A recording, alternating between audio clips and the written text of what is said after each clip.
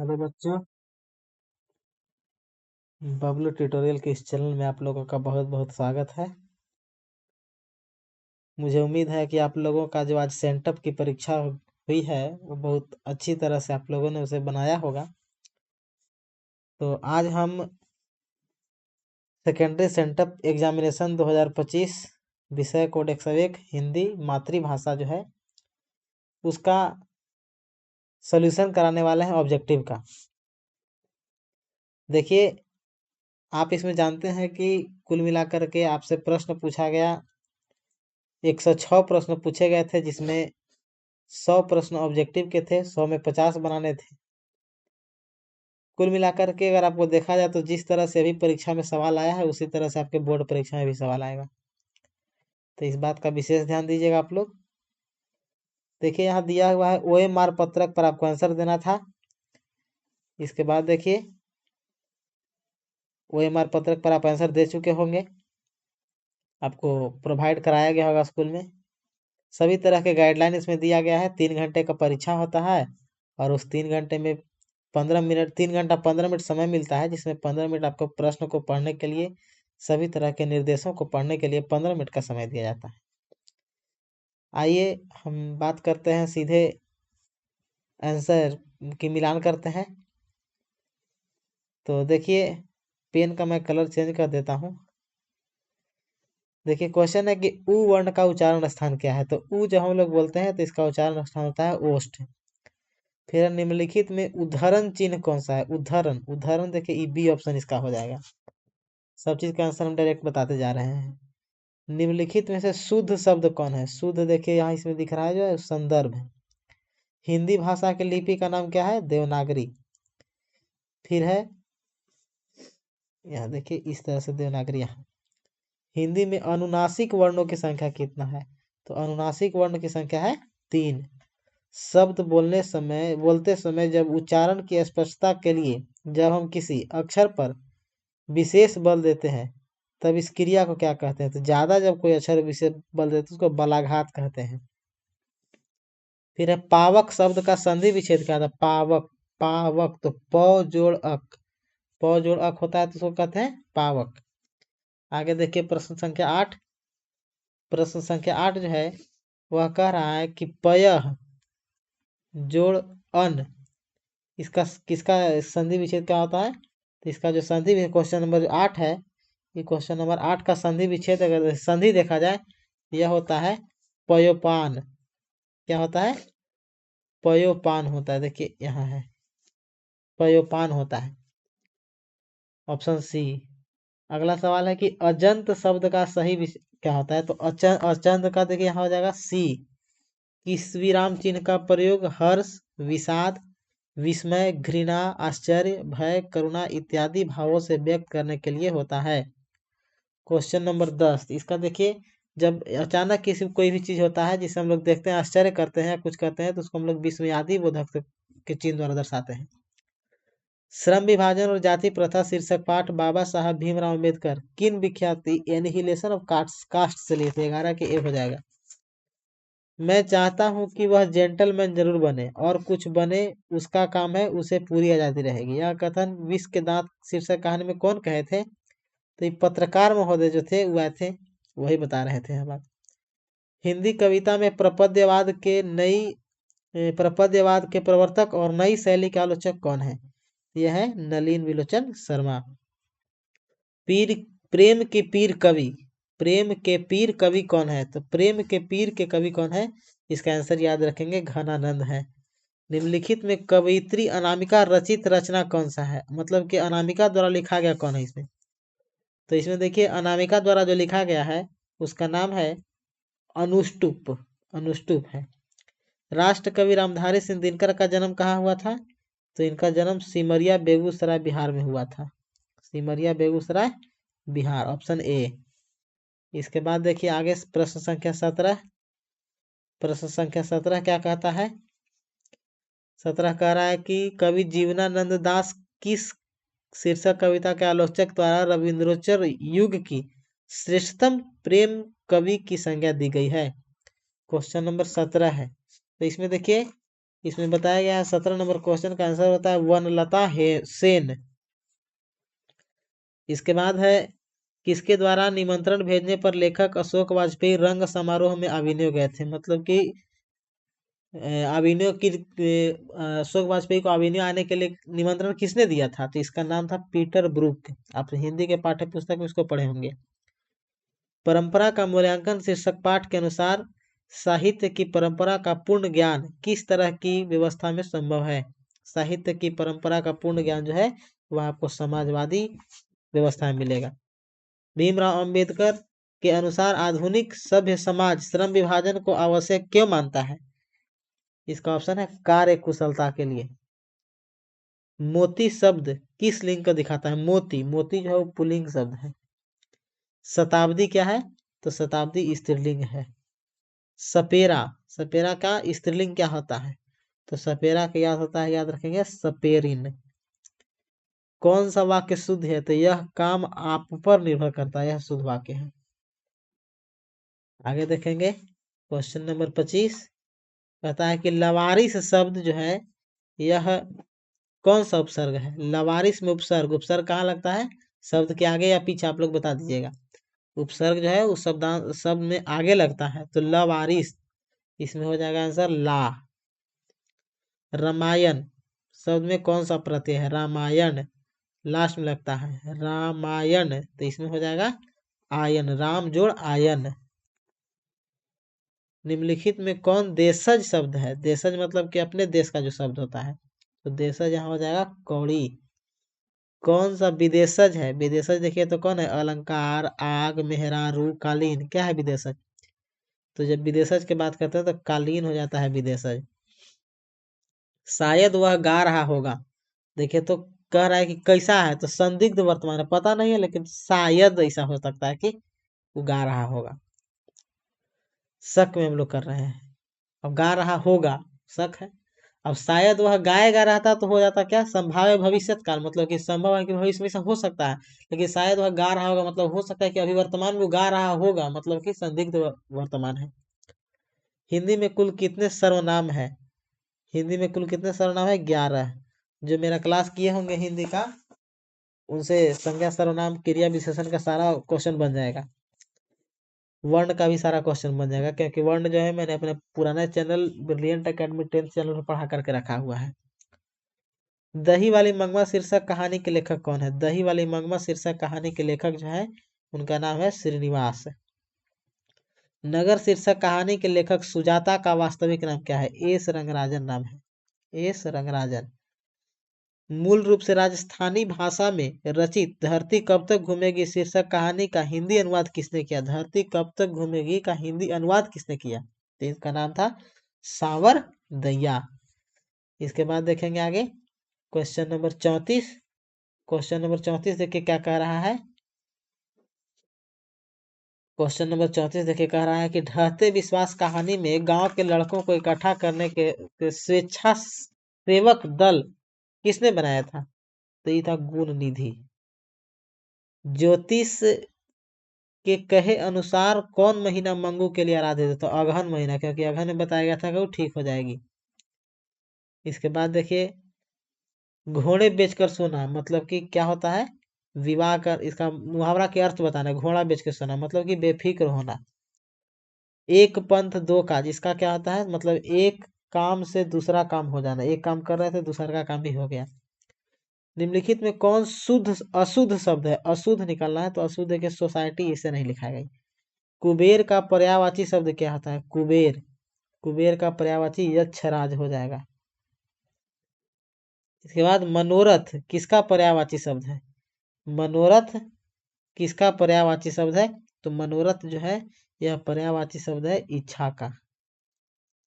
आधुनिक का विलोम शब्द क्या होता है। आधुनिक, आधुनिक का विलोम शब्द होता है प्रतिकूल। घोड़ा शब्द का बहुवचन, घोड़ा शब्द का बहुवचन घोड़े। मैं घड़ा भरता हूँ, कैसा ही, तो सकर्मक। मैं भरता हूँ खाली रहता तो हो जाता अकर्मक, लेकिन मैं घोड़ा भरता हूँ है, इसलिए हम इसको क्या कहेंगे, सकर्मक कहेंगे। आगे देखिए, आगे जो प्रश्न है वह क्या दिखा रहा है। वह कह रहा है कि कटोरा किस शब्द का उदाहरण है। कटोरा, कटोरा जो है यह देशज शब्द का है। लोटा, कटोरा। जिस समास का पूर्व पद संख्या बोधक हो उसे क्या कहते हैं। हाँ देखिए, पूर्व पद अगर संख्या बोधक है तो उसको द्विगु समास कहेंगे। पानी कौन सा समास होता है, सॉरी कौन सा संज्ञा है, पानी। तो पानी को हम लोग गिन सकते हैं नहीं, माप तोल सकते हैं। तो माप तोल सकते हैं मतलब कि द्रवाचक संज्ञा। अर्चना अत्यंत सुंदर है, मतलब इसमें बता रहा है कि प्रविशेषण क्या है। तो एक देखिए सुंदर और अत्यंत, जब अत्यंत शब्द के प्रयोग करते हैं तो जो मतलब कि देखे तो जो विशेषण की जो विशेषता बता दे। तो सुंदर है तो कैसा सुंदर है, अत्यंत।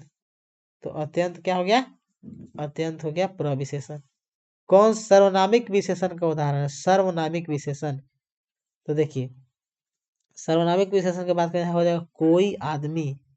सेनापति शब्द में कौन सा समास है, सेनापति। सेनापति में हो जाएगा तत्पुरुष समास।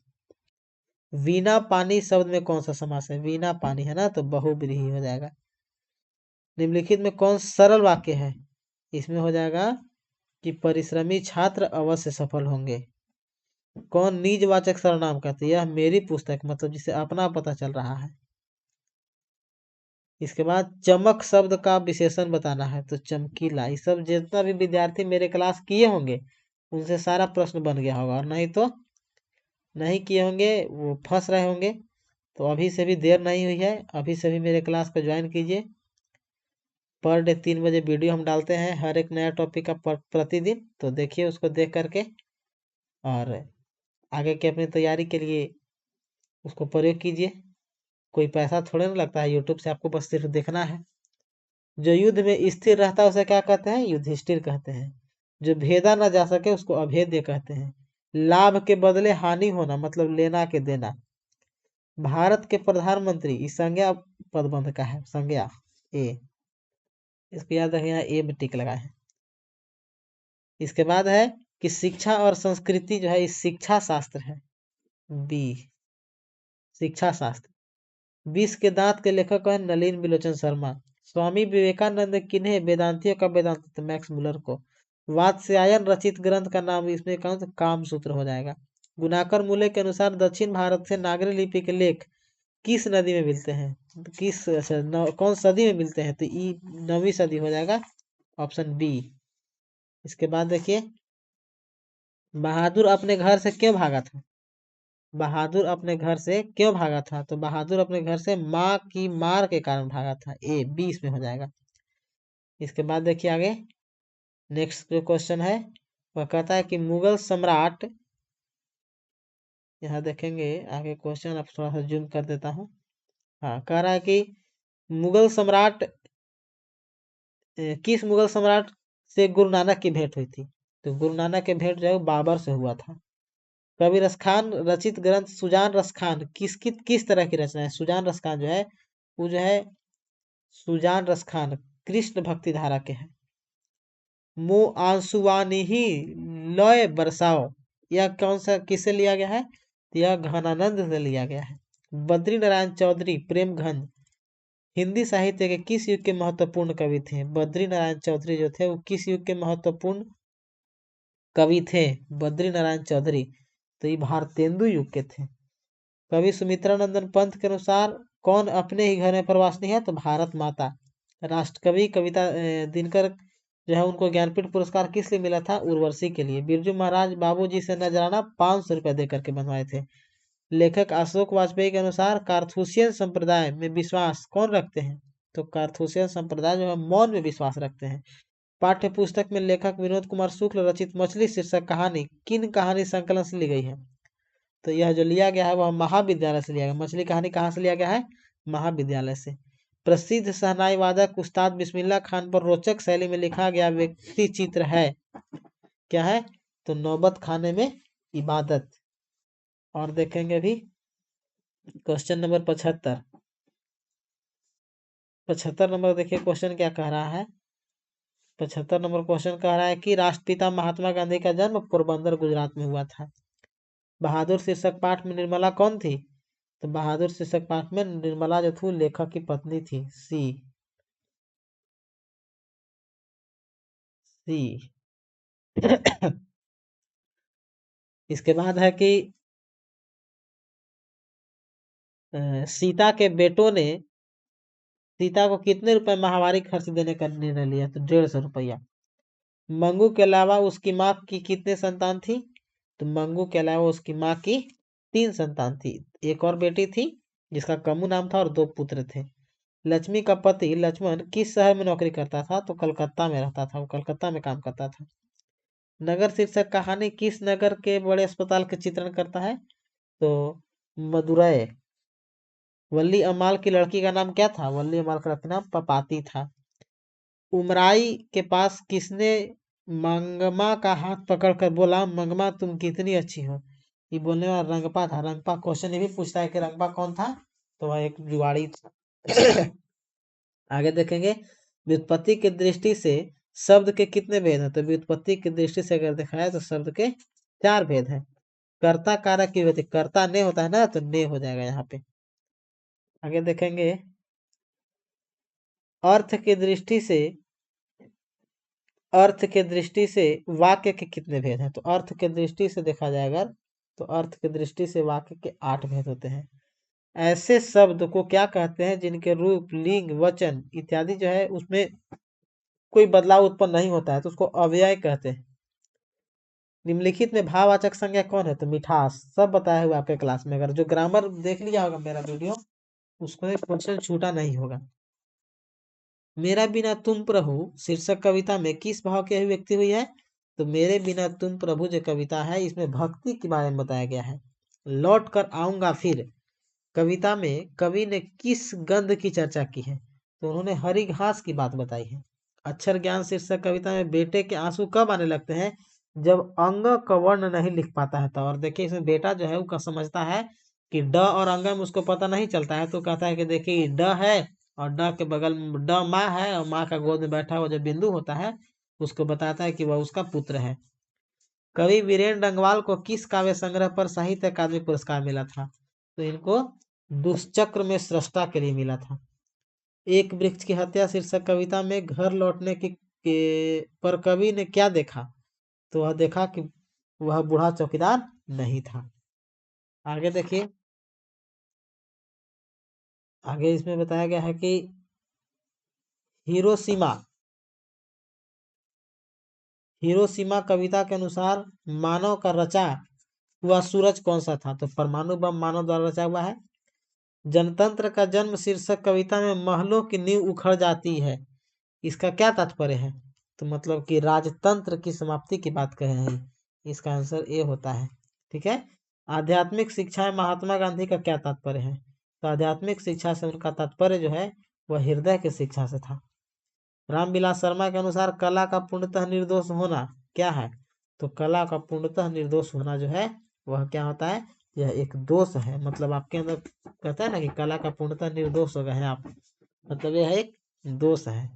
चंद्रगुप्त विक्रमादित्य का व्यक्तिगत नाम क्या था? चंद्रगुप्त द्वितीय जो है उनका व्यक्तिगत नाम क्या था? तो उनका व्यक्तिगत जो नाम था, उनका व्यक्तिगत नाम अगर देखा जाए तो नाम था देव। कवि घनानंद ने पर्जन्य किसको कहा? तो बादल को। बिरजू महाराज के चाचा कौन थे? बिरजू महाराज के चाचा का नाम था लच्छू महाराज। क्या नाम था? लच्छू महाराज।